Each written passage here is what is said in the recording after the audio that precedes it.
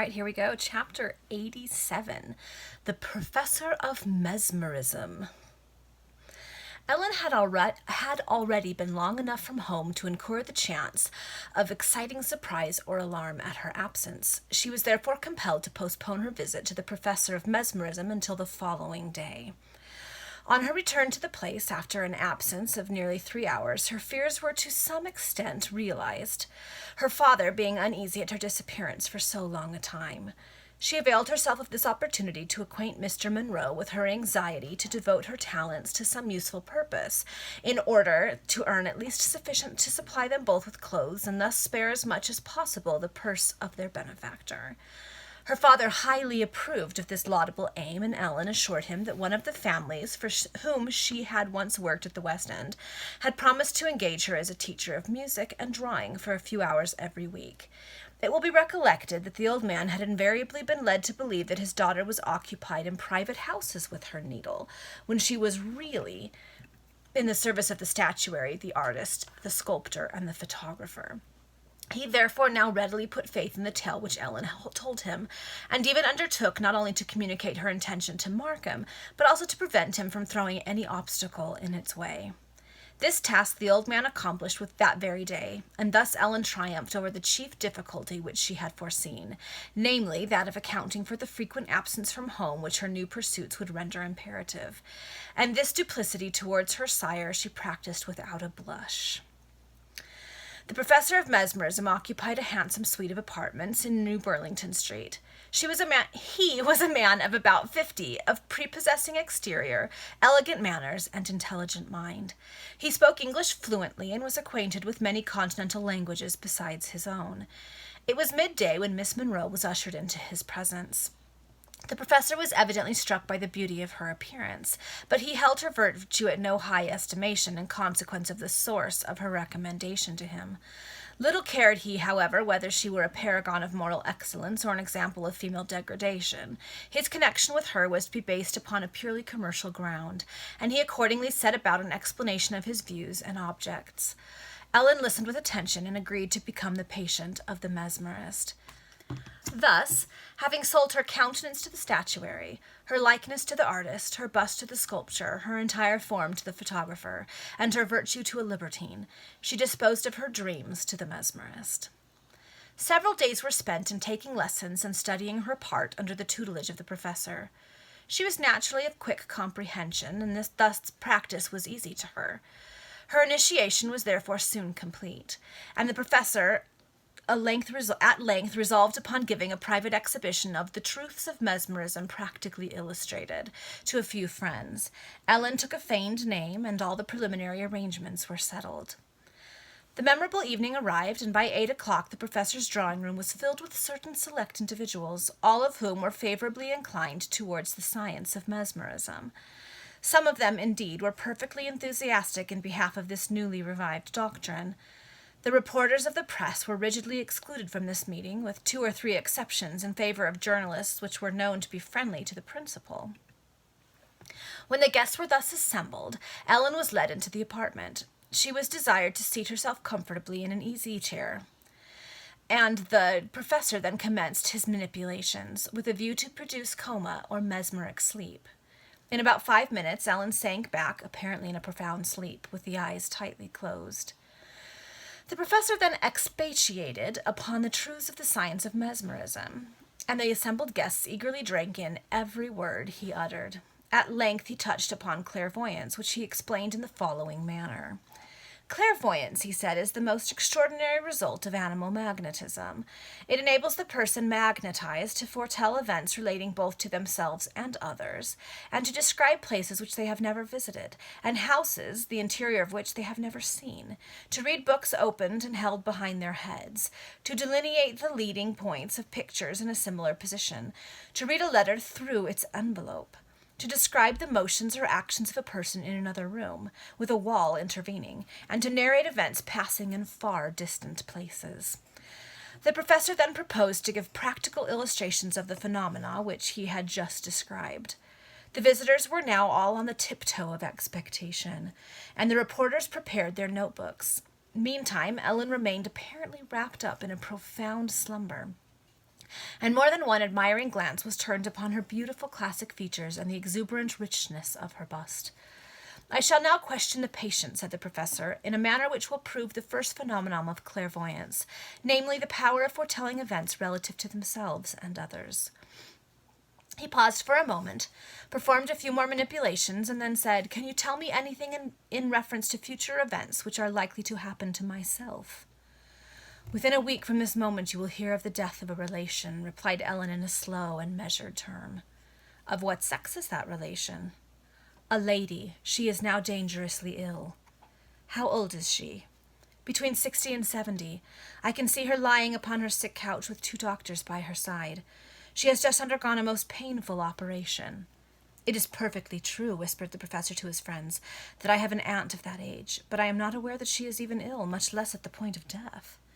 "It is wonderful, truly wonderful," exclaimed several voices in a perfect enthusiasm of admiration. "Let us now test her in reference to the second phenomenon I mentioned," said the professor, "which will show the power of describing places she has never visited and houses whose interiors she has never seen." "Ah, that will be curious indeed," cried several guests. "Perhaps you, Mr. Wilmot," said the professor, addressing a gentleman standing next to him, "will have the kindness to examine the patient relative to your own abode." "Certainly," replied Mr. Wilmot. Then turning towards Ellen, he said, "Will you visit me at my house?" "With much pleasure," was her immediate answer. "Where is it situated?" "In Park Lane." "Come in with me. What do you see?" "A splendid hall, with a marble table between 2 pillars on one side, and a wide flight of stairs, also of marble, on the other." "Come with me into the dining room of my house. Now what do you see?" 7 large pictures." "Where are the windows?" "There are 3 at the bottom of the room." "What color are the curtains?" "A rich red." "What is the subject of the large picture facing the fireplace?" "The Battle of Trafalgar." "How do you know it is that battle?"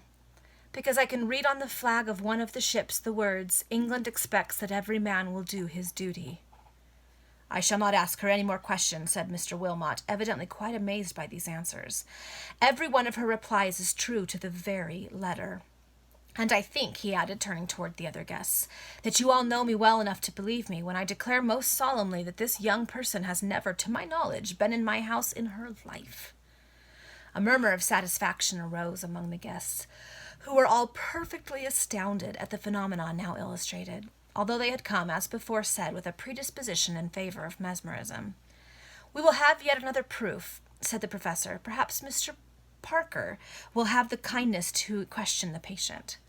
Mr. Parker stepped forward and said, "Will you do me the favor to walk with me to my house?"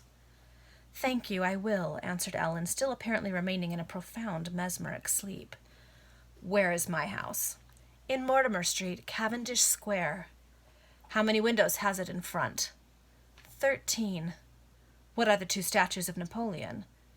"Where are the 2 statues of Napoleon?" "In the library." "What else do you see in that room?" "Immense quantities of books on shelves and glass cases." "Are there any pictures?" "Yes, 7. "What is the subject of the one over the mantelpiece?" "A beautiful view of London by moonlight from one of the bridges." "Wonderful," said Mr. Parker. "All she has said is perfectly correct. It is not necessary to ask her any more questions on this subject." "Gentlemen," said the professor, casting a triumphant glance around him, "I am delighted to perceive that you are satisfied with this mode of illustrating the phenomenon of clairvoyance. I will now prove to you that the patient can read a book held open behind her head." He then performed some more manipulations to plunge his patient into as deep a mesmeric sleep as possible, although she had given no symptoms of an inclination to awake throughout the preceding examination. Having thus confirmed, as he said, her perfect state of coma, the professor took up a book, apparently pitched upon at random amongst a heap of volumes on the table, and holding it open behind the head of the patient, he said, "What is this?" "A book," was the immediate reply. "What book?" "Milton's Paradise Lost."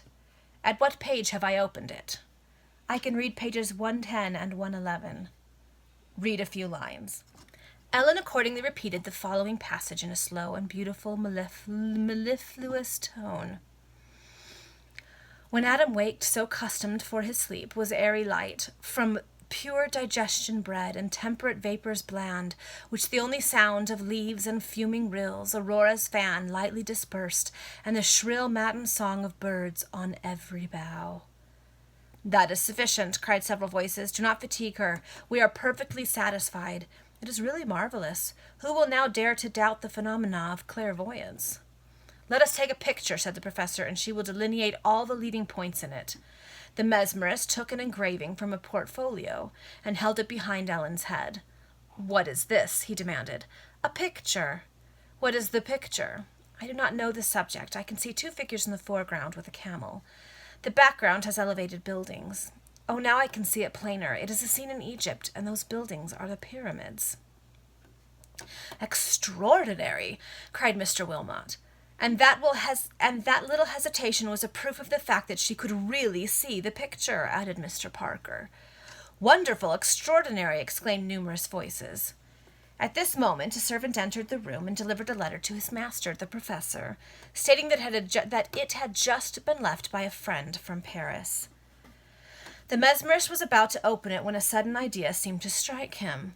Gentlemen, he exclaimed, throwing the letter upon the table, the arrival of this missive affords me an opportunity of proving another phenomenon belonging to clairvoyance.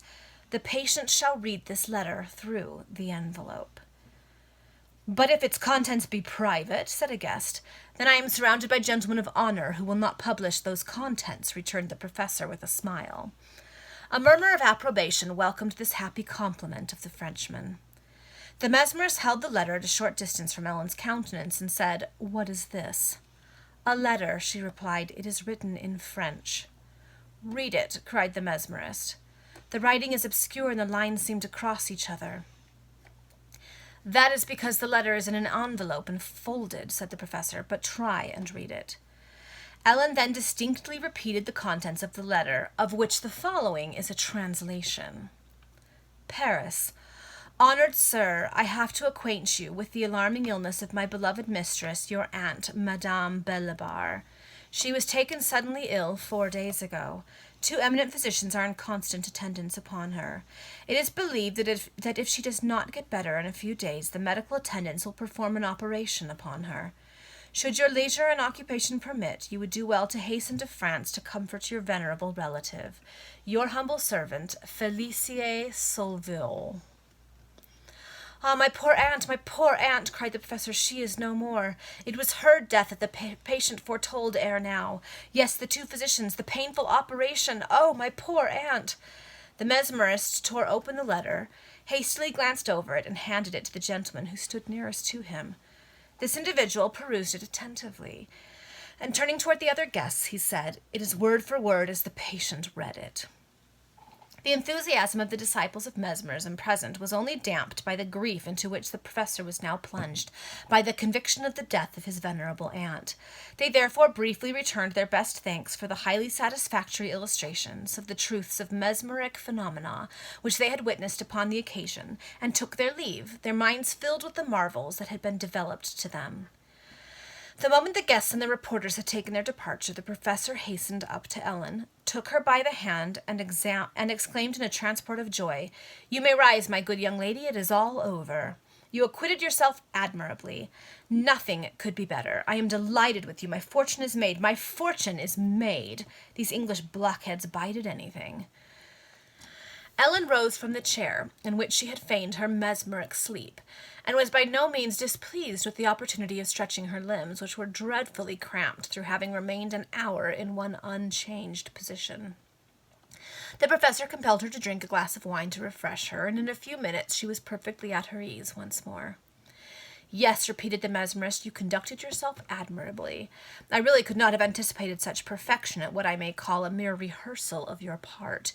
You remembered everything I had told you to the very letter. By cleverly selecting to examine you those persons whose houses I have visited myself, and the leading features of which I am able to explain to you beforehand, I shall make you accomplish such wonders in this respect that even the most skeptical will be astounded. You have an excellent memory, and that is essential. Moreover, I shall never mislead you. The book and the print agreed upon between us during the day shall always be chosen for illustration at the lecture. By the by, your little hesitation about the engraving was admirable. You may always introduce that piece of acting into your part. It appears true. The part, then, is not overdone. I will give you great credit for the idea. In a few days I shall tell you all my friends that I have received a letter announcing my aunt's death, and that her demise took place at the very moment when you beheld her deathbed in your mesmeric slumber. This will astound them completely. On the next occasion we must introduce into our comedy the scene of the patient describing what takes place in another room with a wall intervening. And as we will settle beforehand all that I shall do in another apartment upon the occasion, that portion of the task will not be difficult. But suppose, sir, said Ellen, that a gentleman, concerning whose house you have given me no previous description, should wish to examine me, what must I do in such a case? Remain silent, answered the professor. And would not this excite suspicion? Not a bit of it. I have my answer ready. There's no magnetic affinity, no mesmeric sympathy between you and your interlocutor. That is the way to stave off such a difficulty, and it applies equally to a stranger holding books or prints for you to read with the back of your head. I really can scarcely avoid laughing when I think of the nature of the farce, observed Ellen. And yet this is not the only doctrine with which the world is duped, said the professor. But it is growing late, and you are doubtless anxious to return home. I am so well pleased with you that I must beg you to accept this £5 note as an earnest of my liberal intentions. You are very perfect with the poetry and the letter, by the by, from my poor old aunt, whose existence is only in my imagination. Indeed, altogether, I am delighted with you. Ellen received the money tendered her by the mesmerist and took her departure. Thus successfully terminated her first essay as a patient to a professor of animal magnetism. Okay, there you go. This is Ellen's new job. And while it's perhaps not entirely on the up and up, I think she's at least less miserable in it than she was in some of her previous. I suspect it's not going to go as well as they hope. I'm very interested to see how it plays into the other storylines we have going on. So, all right, see you for the next chapter.